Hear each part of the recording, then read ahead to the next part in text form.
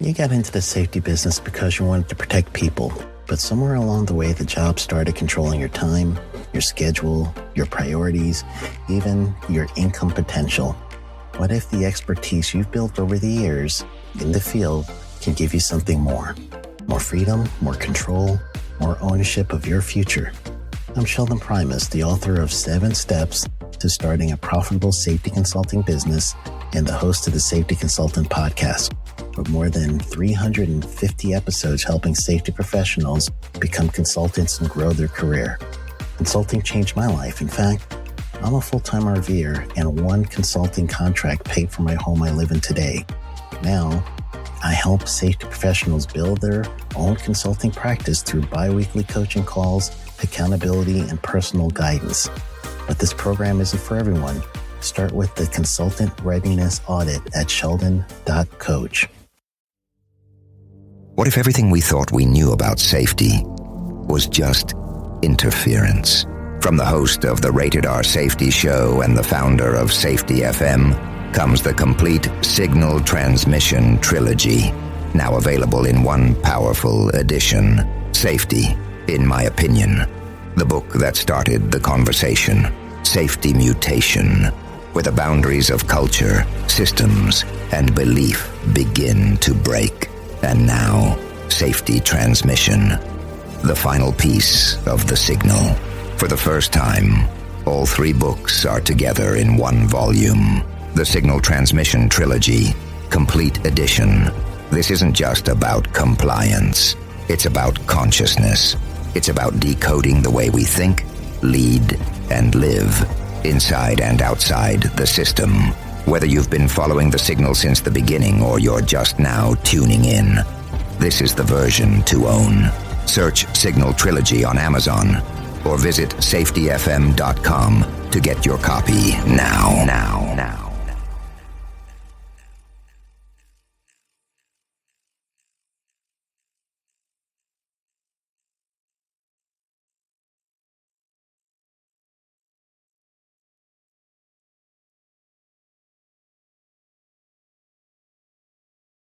You got into the safety business because you wanted to protect people, but somewhere along the way the job started controlling your time, your schedule, your priorities, even your income potential.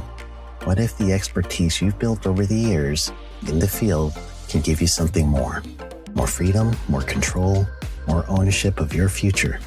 I'm Sheldon Primus, the author of 7 Steps to Starting a Profitable Safety Consulting Business and the host of the Safety Consultant Podcast, with more than 350 episodes helping safety professionals become consultants and grow their career. Consulting changed my life. In fact, I'm a full-time RVer, and one consulting contract paid for my home I live in today. Now, I help safety professionals build their own consulting practice through bi-weekly coaching calls, accountability, and personal guidance. But this program isn't for everyone.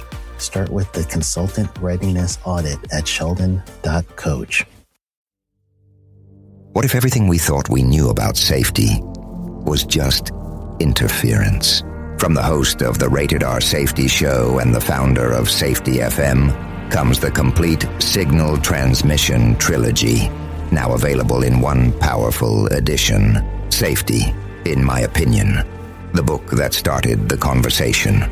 Safety Mutation, where the boundaries of culture, systems, and belief begin to break. And now, Safety Transmission, the final piece of the signal. For the first time, all 3 books are together in one volume. The Signal Transmission Trilogy, Complete Edition.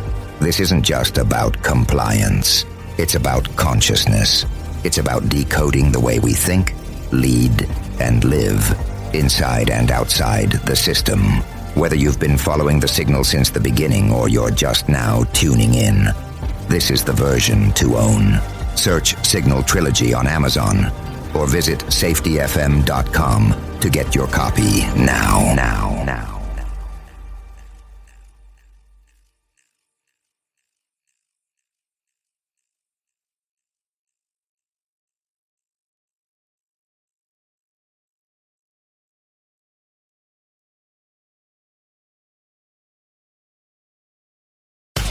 Let's Start using cutting-edge warp speed 5G technology with your cell phone. Let me tell you about my friends at mobilemobile.io. They have an ultra-fast 4G LTE and 5G network that covers 99% of Americans.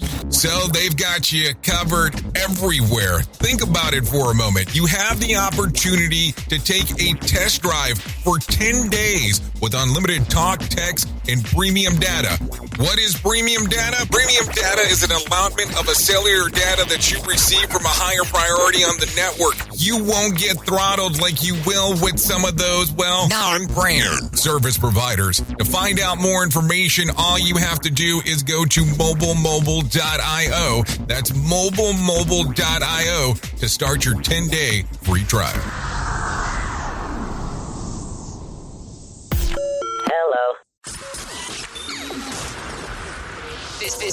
This show is brought to you by Safety FM. Well, hello and welcome to the Jay Allen Show.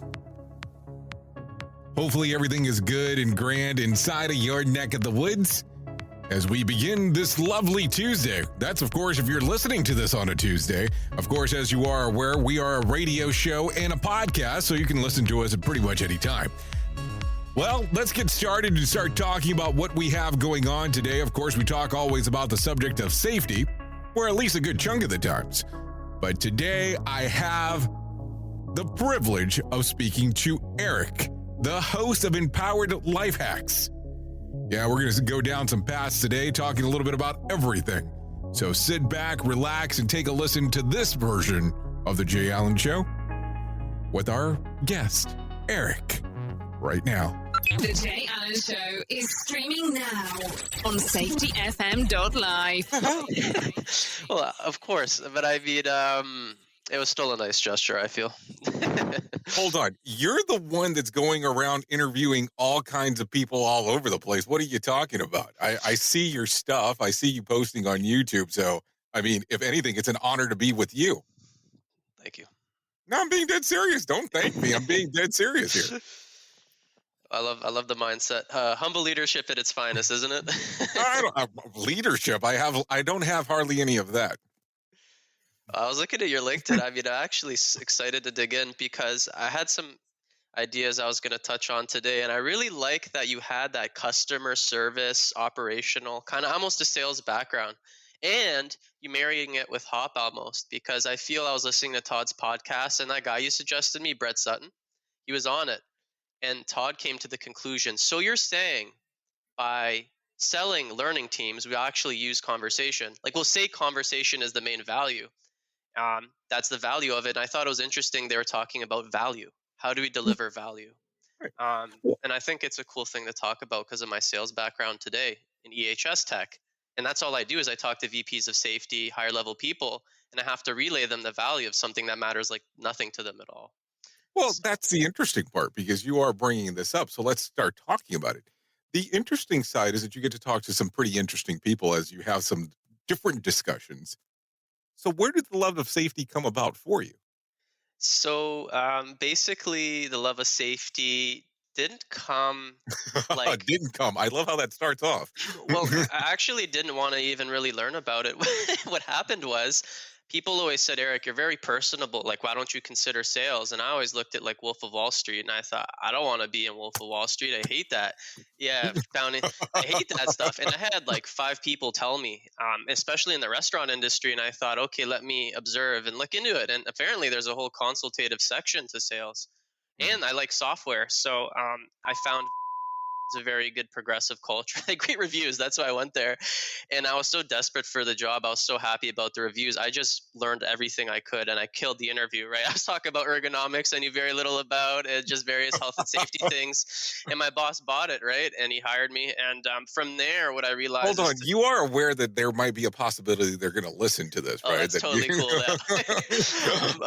I'm super into it now. And the reason I'm into it was because I started learning that I'm not selling technology. I'm selling what technology can do. And not only that, I'm basically bridging the gap between technology and humans. So I have to learn about these humans. And the more I started learning about the humans themselves, I started becoming passionate because I invested the time to learn about them.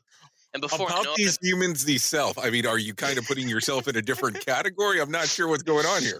well, almost it was very detached. Like I felt like when I would talk to safety people, I thought I was similar to them in many ways. But the more I looked into it, I knew nothing about their life. I knew nothing about their day. I knew nothing about their struggles. And I'm trying to call people and I'm not getting the interaction I want, but I know nothing about them. So I had to Mhm. start having conversations. And that's when I really started enjoying the whole hop idea because I've been groomed a certain way as a leader to think a certain way and speak a certain way. Not that it was very militant, but it was very relationship based.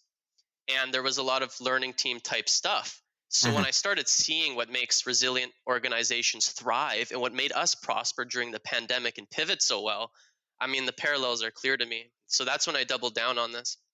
So as you look at it though, there has to be some interesting things. So it's not something that you cared about at the beginning. You like it now. Of course, Mhm. I'm sure it pays well in regards to what it does. But have you noticed as you're going in and speaking to different people, it's almost to an extent like you're talking about religion. It is different religion based on wherever that person's actually at. It can be behavior based safety, it can be lean, it can be hop. What do you think about it, especially when you have to have the different conversations and be able to adjust, especially with what you're doing? Well, I'm a passionate person, and passionate people tend to, especially when they like something, go in a little too heavy. So I got humbled a lot where I would be like, BBS, hop, oh, lean, six, oh, what you got to do? And I'm just expressing myself. And I've been grateful that I've met some people. One particular, Tamara Paris, she introduced me to a bunch of people. And I noticed now looking back, she was biting her tongue, not really biting it, but she saw me growing. So she was very patient with me. The reason I go here was because I think I can relate to the dogma because I jumped in it right away where I was like, BBS is like this. Hop, you guys got to start seeing what I'm seeing. But the more I looked into it, it seemed like both people want good outcomes. Um, just how they go about it is a bit different, and they both seem a bit necessary. Like to understand systems, you have to see how behaviors are influenced. So I don't think it's bad to look at those behaviors. But as Sidney Decker said in the Safety Differently movie, it's not about who and why, because that pushes the brain to blame. It's what and how. And that changed me fundamentally after seeing that, how I look at things. I'm always very systemic the way I look at things, but after that, I really started saying, I do say a lot of why and who questions. Those are wrong questions, right? But here's the interesting part. You've been doing this a little over a year in regards with the organization that you're with. Oh, So well over you're a year now, yeah. right, but you're mentioning this stuff and you're taking these deep dives. And Mhm. nothing against where you're at, so I don't want it to come across the wrong way. Yeah, Eric is great and he's going to be with for a long period of time. Please understand. But what's the goal? What is it that you're wanting to accomplish? Because you're taking some dives into some subjects when people take in these dives, they normally try to go other places. So what are you trying to accomplish? so I have this written. Typically, when If you people need have to censor it, I can censor it. Be like, no, this no. part needs to be edited. Can we cuss on here? Can I drop some MF bombs? No, I'm joking. You can say whatever you want. Well, I'll put it like this. So basically, what I'm trying to do now is embed myself in a way of thinking that I try and help as many people as I can through the few. So how I do that in my podcast, Empowered Life Packs, is when I talked to people about what safety people find as the most profound experiences in their life. It was never in school. It Mhm. was never once. I haven't had one person, and mind you, I've had people that know they wanted to be an industrial hygienist in like elementary school. They never said that it was. I'm telling you. So, what Why? was the Why? No, I'm profound joking. experiences though? I don't know, right? Who wants to do all the benzene? No. But all jokes aside, I mean, what they've told me was profound experiences with people and mentors who gently guided their mind in a direction, and that was the profound shift. Or it was a higher knowing or their own self giving them a perspective that they didn't think was there. And I'll tell you a trend I'm seeing actually. A trend I'm seeing is this. People often are telling me that a big shift they had was when GM came and he started looking at safety as marketing. He's like, guys, we have to market. I don't care how you see safety, marketing, guys. And he changed this airline fundamentally. Another one was a gentleman who's the director for an oil and gas company out in Texas. I said, what was the most profound change in you? Like, it was one thing you can tell me that I can relate to a safety professional that they would be like flabbergasted. And he's like, Eric, the single most thing I've learned was I started looking at every buddy is a customer in my business. I don't care I was employed by this company, you know? And another one was, even funny enough, I was speaking to, she was the head safety personnel for this food and beverage organization in New York. You And have this down to so packed in regards on how you don't give names of companies. Yeah. You've done this a couple of times. Well, the reason I do is because I've interviewed a lot of people, and some ghosted me after, and they disclosed very private information. And I realized I always wanted their anonymity to be at my forefront so I can have these conversations. So, anyways, but this woman was so enjoying this experience, and she kept she was really loving the salesiness of this interaction, but there was nothing salesy about it.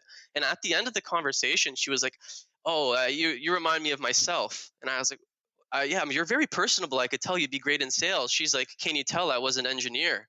And I don't usually equate like engineers with strong sales capabilities. But the beautiful thing is I think there's this rise and this embrace in being able to sell the value of safety, because it has often, I think, been understood as something separate from what we do on an everyday basis.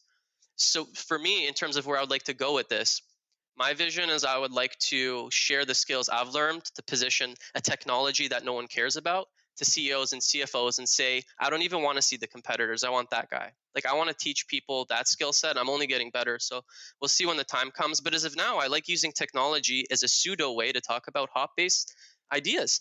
They think they're talking about technology. I'm explaining them how they can have a learning team. They're talking about kappas. I'm talking about how they can engage the janitor and finally hear his perspective so he's not grumpy every morning. So Well, it's interesting that you bring that up, because it's high reliability organizations that do the tie-in to this. And if you kind of take a look at how systems are built out in regards of computer programming, there's not a lot of difference on some of the similarities to HOP. I mean, if you kind of go back to core messaging, and I'm sure that you have based on what you're telling me, yeah. you realize that it's a nuke aspect of the whole thing, especially when you start looking at volume 1, volume 2 as you're going through the whole journey.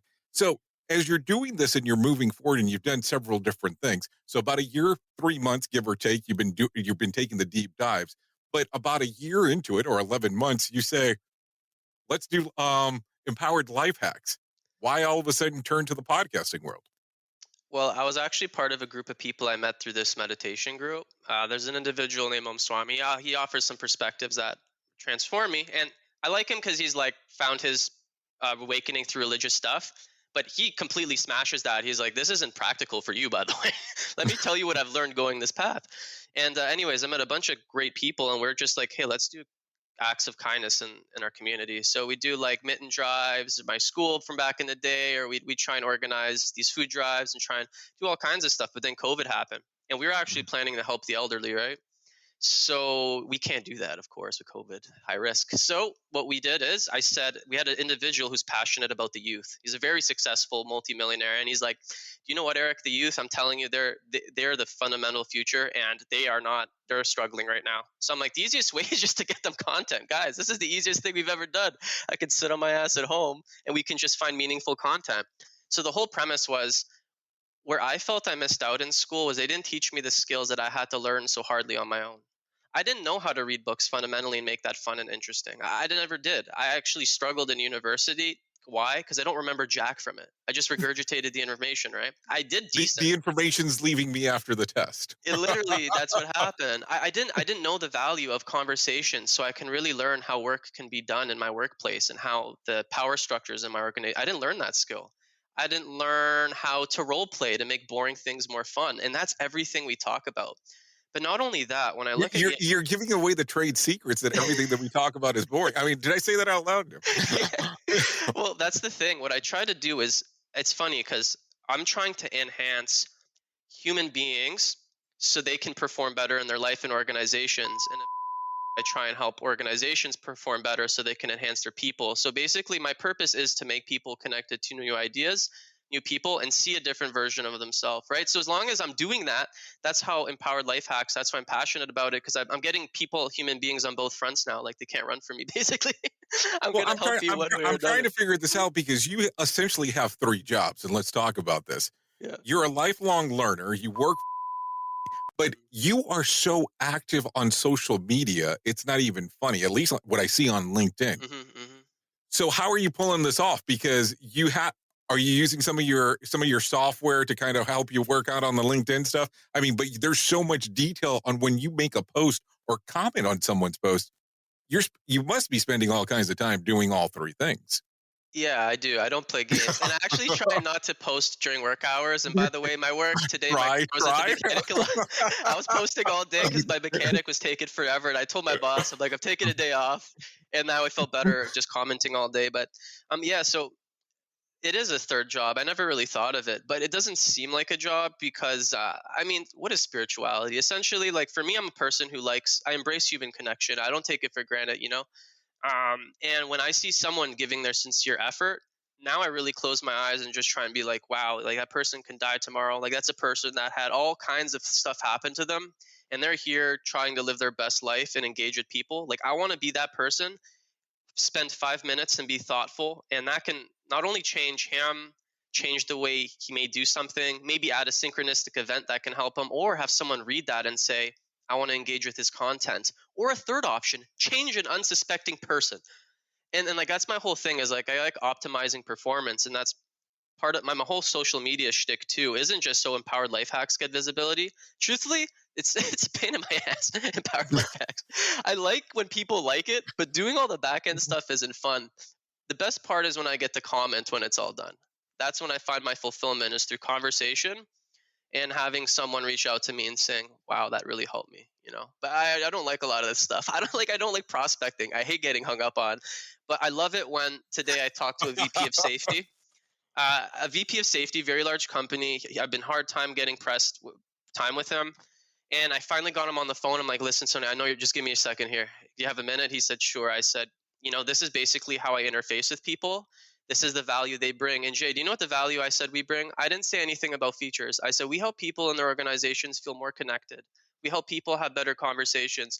And we help HR and quality finally feel like they're spoken to and everyone can communicate on a level playing field. So if you give me to someone lower level, I'll take 18 to 6 to 18 hours to build a presentation for you, and I always get a good response.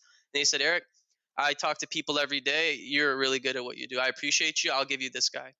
You know, and that's kind of what drives me is like, I know I fail a lot, but I know when I get connected to the people, I don't care what people think of me because I have a good purpose and I have a good mission and I'm unwavering with that.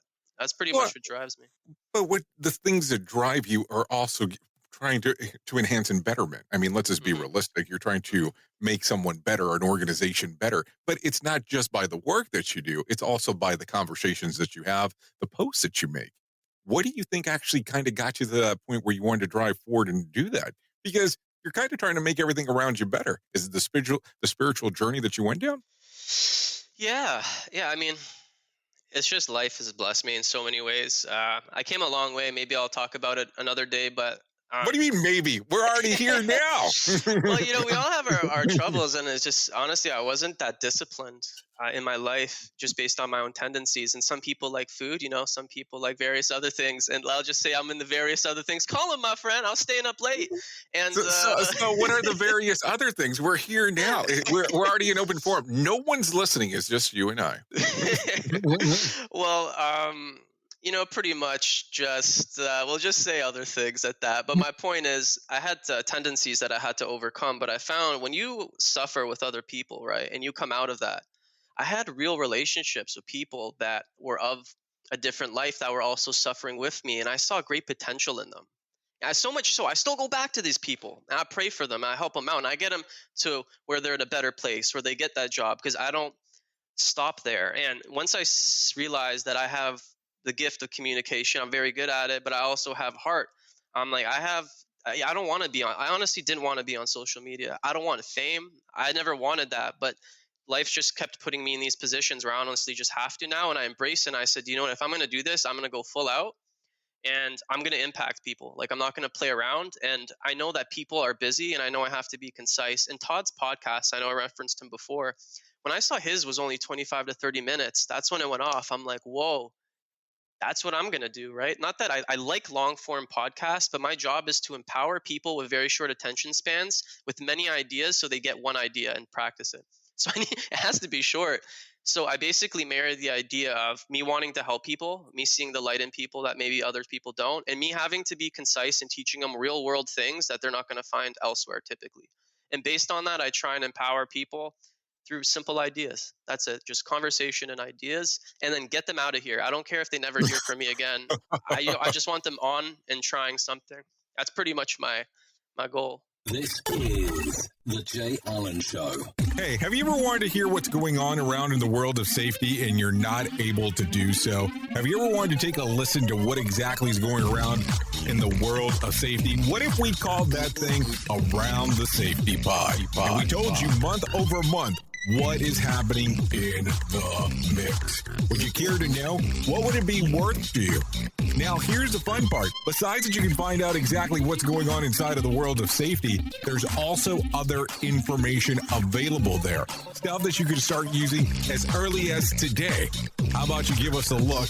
Go to our website, safetyfmplus.com. That's safetyfmplus.com to find out what exactly is going on inside of the world of safety, around the world of safety, and inside of the world of safety.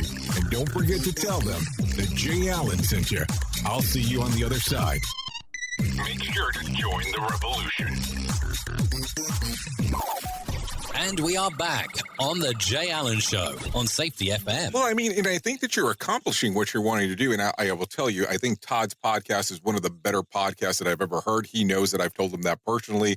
I think, like I tell most people, my first 100 episodes is my love letter to Todd Conklin in regards to how great I think he actually is. But I've been lucky enough to tell him in person on several occasions. But as you look at this and you talk about, there's certain things you don't want to bring up, and I understand that. Mm-hmm. But what I also think about is also there's people that are out there that could be taking a listen at this moment, and they might see themselves in a place where they don't see that there's light at the end of the tunnel. Mm-hmm. Could you discuss that on how you were able to overcome? It doesn't have to be necessarily what it was, but how you were able to overcome and be able to move forward. Well, I mean, look, I'll just say this. It was definitely parting oriented, and I just have to remain humble because with the way my mind is, and I understand the way my mind is, I'm a very nuanced individual, right? So you're street smart. Just put it that way. We can say that. I do have quite a bit of street smarts. And I just have to retain a level of humbleness and mindfulness when speaking now. That's just how I have to live my life. So that's why I'm always very careful in case you're, but yeah, I mean, at one point you just kind of think like, I wasn't going to kill myself, but I just felt like, why not though? Like when you're very in a lull, you just look at yourself in the mirror, and what really hurts you is time. I used to think it was the things I did, but it's just because it's like time you just don't get back really, or you're looking in the future and you feel like you can't recuperate some of that lost time. That was my biggest thing. But then I got to a point where I was just sitting there and I'm like, well, if you're going to just feel like you're going to die, you may as well live. Like if you you may as well just do if I want to wear underwear on my head, I may as well do it at this point. I feel like just offing myself. Like this is ridiculous, but mind you, this was like seldom one times. That wasn't a lot of times I felt that way. But there were certainly times where I just felt like I'm not going to improve. Like I keep making the same errors. My parents are maybe not feeling the best of my behavior. They're definitely physically looking different from just being worried about me. I have friends that no longer talk to me. You know what I mean? I'm not the person that I want to be, yet I have people tell me, Eric, you're one of the smartest people I've ever met. Eric, you do things that are so kind. Wow, you're such a great dude. And I just trying to marry this savage version of myself I've become and the beauty that people see in me. And honestly, it's just like, I think whatever people believe in, I don't care whether it's Buddha or Jesus but for me, it's just something came and picked me up out of my sheets and said, like, I got you, don't worry. But you're going to have to start making some steps to help yourself because I can't do everything. But and how long do you feel that transition took? I mean, and I always know that it's an ongoing program. Yeah. When you start thinking about it, especially when you start talking about suicide and depression and things along those lines, it's always ongoing because you struggle with it day to day. Mm-hmm. But as you look at it, how long did it take you for that transition to occur? Where, I mean, I still know that most people that go through this still struggle. I'm not saying that it goes away, but where did you start seeing incremental improvements that it was night and day difference? It was never a night and day difference. Now it is. Okay. I mean, today I had an instance where I was eating breakfast, waiting for my car. It's funny you say that. And I was looking at this place I had to go that I didn't really want to go at the time. And I'm just like, holy moly. Like, look at where you're at. You got a good job, a clean car, clean house. you got some money saved, you have friends, family, you have purpose, mission. Like when you were at that location back in the day, that was just trouble going on there. That wasn't a good old time. And that felt like a night and day difference looking at those moments. But when I look at the journey, it was very drawn out. It was like sometimes I would take 30 steps forward. Wow, look at that guy. He's doing great. 50 million steps back. Like, who the heck is that guy? How did that happen, right? So, I mean, it was a very drawn out process, but something that helped me is people's involvement with me directly and people's prayers for me. Now, I'll say this. I don't know how people feel, but I mentor some people now of all ages, of all backgrounds. Not because I reached out to them, but it's just how life brought them to me.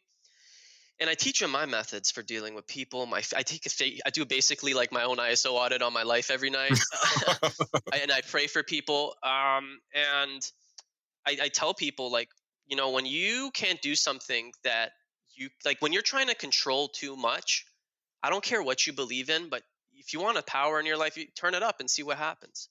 I always tell people, be skeptical. I'm not telling you this will work for you. I'm saying, say, Eric, you're full of whatever, and try it. Cuss me out and then try this. And almost every time they come back, I got the job I wanted. I got out of this industry that was crippling me. You know what I mean? I've been able to make that amends I wanted to make. I'm better at communicating now because of this. I told a story the other day. There's a woman I know. She is a traffic controller for a hard worker, man. I'm like, you should be doing, like, she's getting there. But my point is, she was getting crap from her foreman that she knew back in the day. Horrible, and she's like, why am I getting cussed out? I'm worried people are gonna get ran over. I can only do so much. And she was like, Eric, I'm hearing people talk about this dude, and he's looking like he's gonna get canned. And what I told her is that from my experience, this can be a reflection of fear and upscale pressure from senior management. So give him a shot. But it wasn't relenting, so much so that it was looking like people were gonna leave. Isn't that crazy? So what I told her was like, you know what, you can always try and pray for the dude, but don't pray for the outcome you want. Pray for his well-being. And I told her a cautiously optimistic prayer. Anyways, so what the cool thing about this is, so hear this out. She told me another instance with this dude. Guess what I wrote her back? I can read it. I said, man, this guy needs to get fired. She was like, no, I don't want that. I'm going to try that thing you told me about the whole prayer.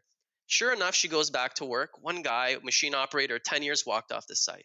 Cussing. I can't deal with this dude. I'm out. And she's like, oh my God, I didn't pray for this.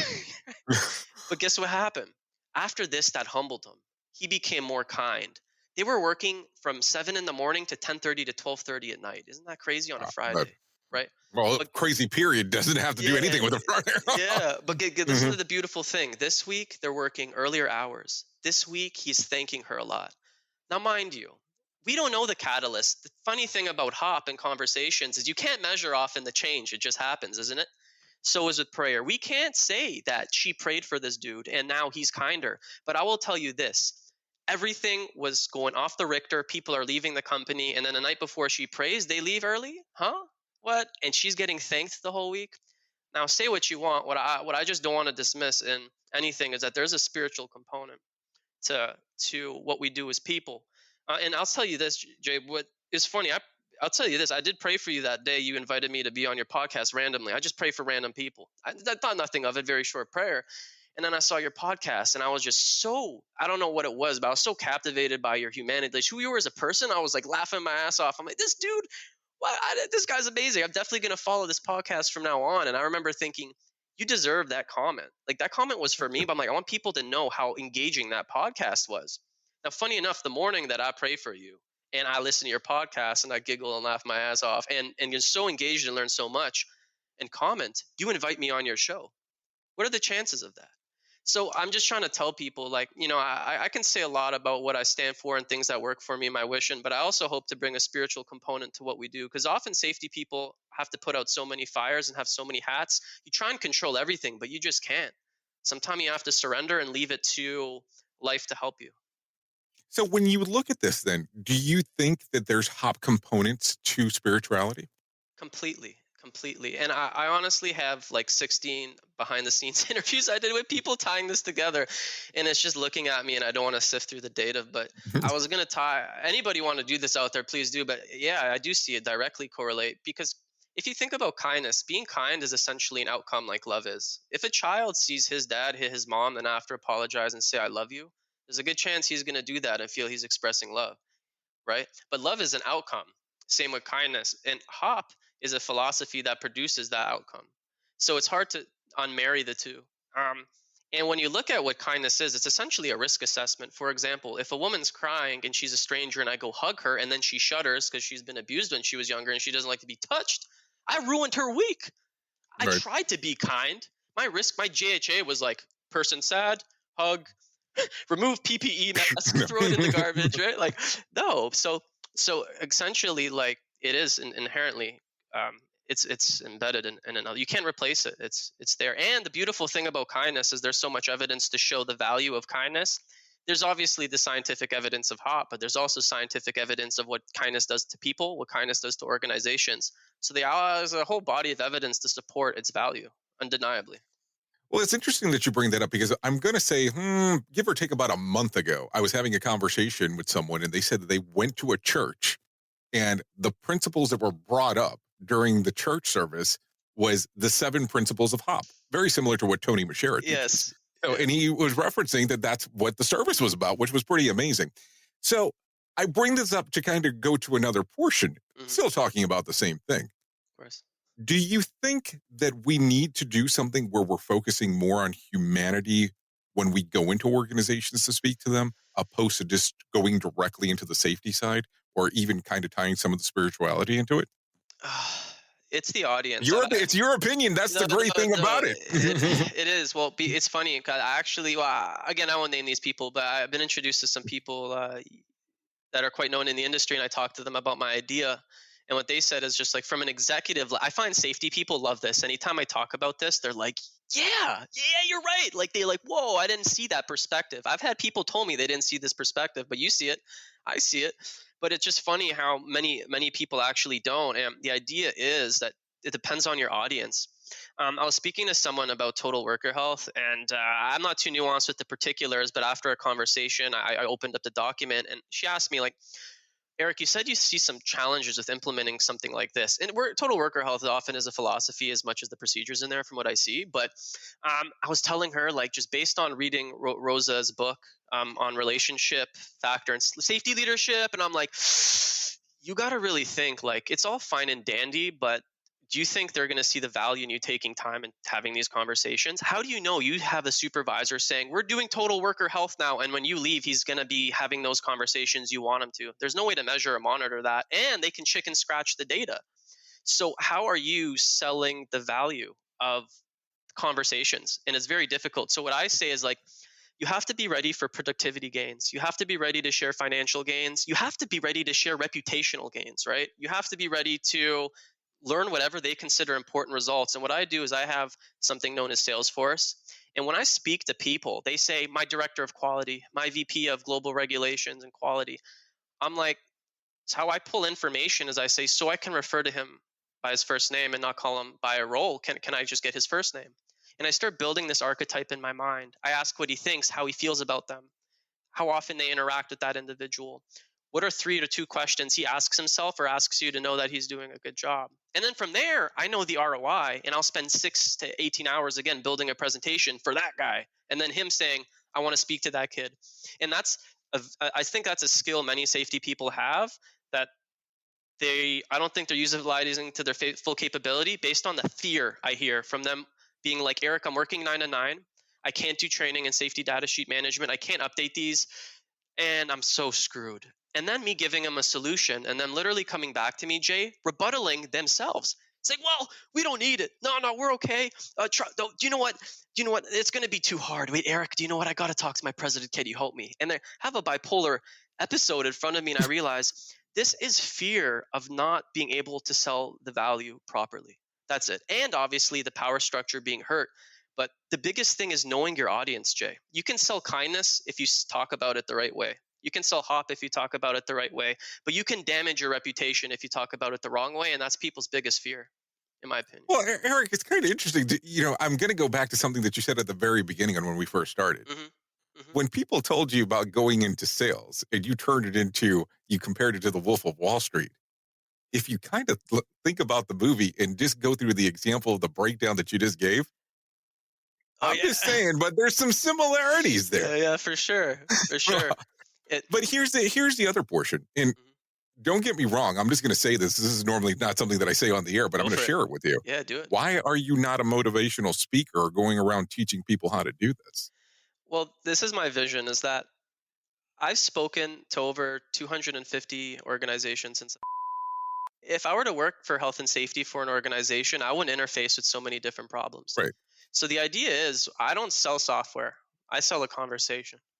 And I learn so much every day. And the more I learn about HOP, I'm just bought a bunch of books. I bought the book you recommended about learning teams from Brett. I've got another one coming from Ed Shine. And I'm just like, I'm going to just learn so much that I'm going to pseudo sell these people these values. They have no idea what's going to hit them. Really don't. Because the moment I can speak to their pain point, they get receptive to anything else I say. I'm not going to say, you have to do HOP. I'm just going to position the ROI. Often I told somebody this idea where I was like, he was like, well, Eric, these people are old. They won't use the system. And I just sold the idea of how he can print out the CAPAs and different ways and rhetoric he can engage people. And he said, I'm realizing a lot of these ideas just simply aren't out there. And every day, every year, every time I talk to someone, I'm not selling software. I'm helping the safety community position their value to people that have never heard or care about your procedures or protocols. So the better I get at that, then I will for sure consider going off. And this isn't just about environment, health, and safety operations. This is about the world. Like, my goal would be that EHS may as well not have that title. They just have a very robust name, and people know these people as human enhancers. And that's why I love the HOP movement. I would love a HOP cert. It doesn't exist, apparently. I've been looking around for it. No, you're not gonna find a legit one. You might go to a 4-day training where somebody slaps a certificate. You're certified. Yeah, no, I would like one with a practicum. But the good thing is I have some ways of doing about this. I'm partnering with a friend of mine who owns a plastic manufacturing company. And he'd been telling me his philosophies. I let him talk for 2 hours straight, and I was just taking notes. I'm like, I'm like, do you know there's something called HOP out there? And I told him this whole philosophy, and I'm like, man, you can trust me. I'm your friend. I'd love to partner with you. So what I think I'm going to do behind the scenes too now, my education will be just, I'll partner with people and gain their trust. And then I'll actually be able to hopefully participate in these processes. So again, there's empowered life hacks where I'm helping people individually that will work for organizations and be better parents and kids. To actually empower organizations to have tools to have better conversations. And now there's my new goal on the side, is where I'm becoming comfortable with people until I can ask them if I can actually help them make some decisions or propose ideas and position HOP. So I'm almost like a ghost that a lot of people don't really see, but hopefully, again, I have it written on my board. I'm here to help the many through helping the few. So if I can do that, then mission accomplished. Well, I was going to ask you if you had a vision board. I was wondering if you did. Actually, I'll tell you what's on my sales vision board, though. I notice a lot of people, for example, we have a tendency in organizations to refer to people by their role or their title or their function, right? So for me, I like to refer to people by what they drive or the outcome I want. So I have people that I'm trying to build more hearty communication with. I have their organizations below, but I say relationships that are blossoming. And it's not a flowery term. It's true because they didn't know me and now they're trusting me. So I put them there.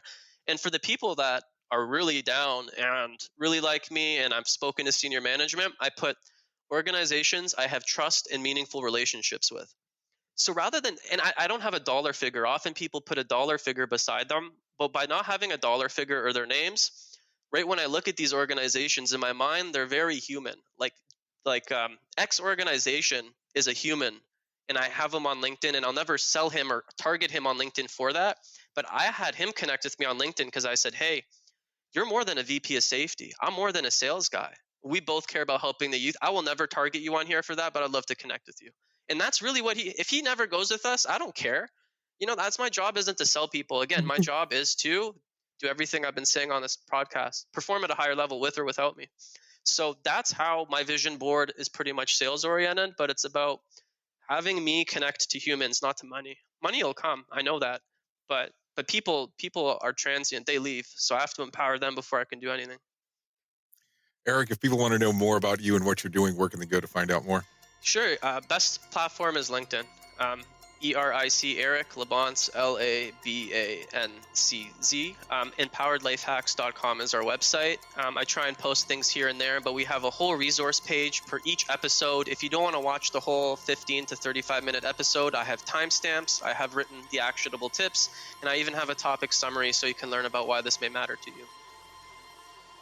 Well, Eric, I appreciate you coming on to the show today. Oh, man, you have no idea. This made my day.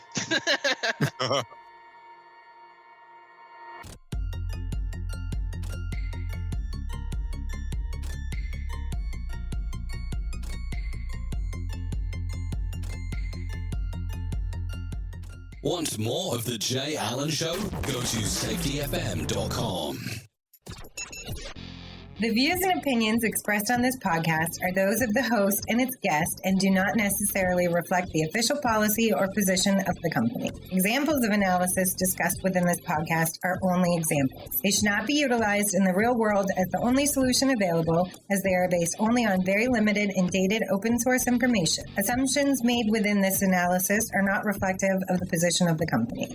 No part of this podcast may be reproduced, stored in a retrieval system, or transmitted in any form or by any means, mechanical, electronic, recording, or otherwise, without prior written permission of the creator of the podcast, Jay Allen. Safety FM. Changing safety cultures.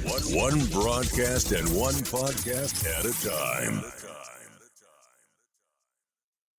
So do you feel like you're missing out on what everyone is starting to do now, that live streaming thing, and you don't know where to start or what to do? I have the resource and the information to provide to you in regards on how you can stream onto 40 social media platforms all at one time. Yes, that's 40 social media platforms all at one time. All you'll need to do is go to safetyfm.com/1. That's safetyfm.com/1. That's ONE.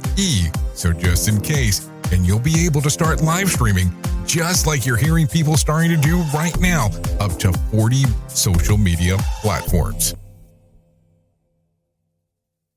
You got into the safety business because you wanted to protect people, but somewhere along the way, the job started controlling your time, your schedule, your priorities, even your income potential. What if the expertise you've built over the years in the field can give you something more? More freedom, more control, more ownership of your future.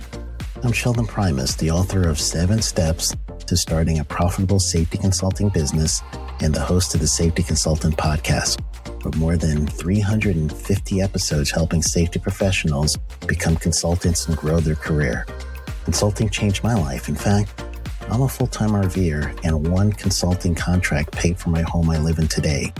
Now, I help safety professionals build their own consulting practice through bi-weekly coaching calls, accountability, and personal guidance. But this program isn't for everyone. Start with the Consultant Readiness Audit at sheldon.coach. What if everything we thought we knew about safety was just interference? From the host of the Rated R Safety Show and the founder of Safety FM comes the complete signal transmission trilogy, now available in one powerful edition. Safety, in my opinion, the book that started the conversation. Safety Mutation, where the boundaries of culture, systems, and belief begin to break. And now, Safety Transmission, the final piece of the signal. For the first time, all 3 books are together in one volume. The Signal Transmission Trilogy, Complete Edition. This isn't just about compliance. It's about consciousness.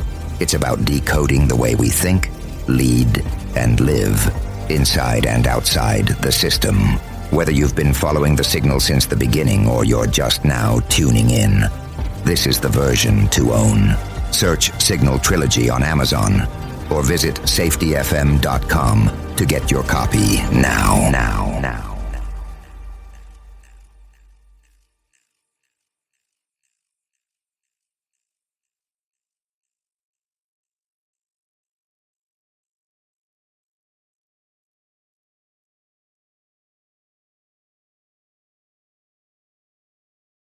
You got into the safety business because you wanted to protect people, but somewhere along the way, the job started controlling your time, your schedule, your priorities, even your income potential. What if the expertise you've built over the years in the field can give you something more? More freedom, more control, more ownership of your future. I'm Sheldon Primus, the author of 7 Steps to Starting a Profitable Safety Consulting Business and the host of the Safety Consultant Podcast, with more than 350 episodes helping safety professionals become consultants and grow their career. Consulting changed my life. In fact, I'm a full-time RVer, and one consulting contract paid for my home I live in today. Now, I help safety professionals build their own consulting practice through bi-weekly coaching calls, accountability, and personal guidance. But this program isn't for everyone. Start with the Consultant Readiness Audit at sheldon.coach. What if everything we thought we knew about safety was just interference? From the host of the Rated R Safety Show and the founder of Safety FM comes the complete Signal Transmission Trilogy, now available in one powerful edition. Safety, in my opinion, the book that started the conversation. Safety Mutation, where the boundaries of culture, systems, and belief begin to break. And now, Safety Transmission, the final piece of the signal. For the first time, all 3 books are together in one volume. The Signal Transmission Trilogy, Complete Edition. This isn't just about compliance. It's about consciousness. It's about decoding the way we think, lead, and live, inside and outside the system. Whether you've been following the signal since the beginning or you're just now tuning in, this is the version to own. Search Signal Trilogy on Amazon or visit safetyfm.com to get your copy now.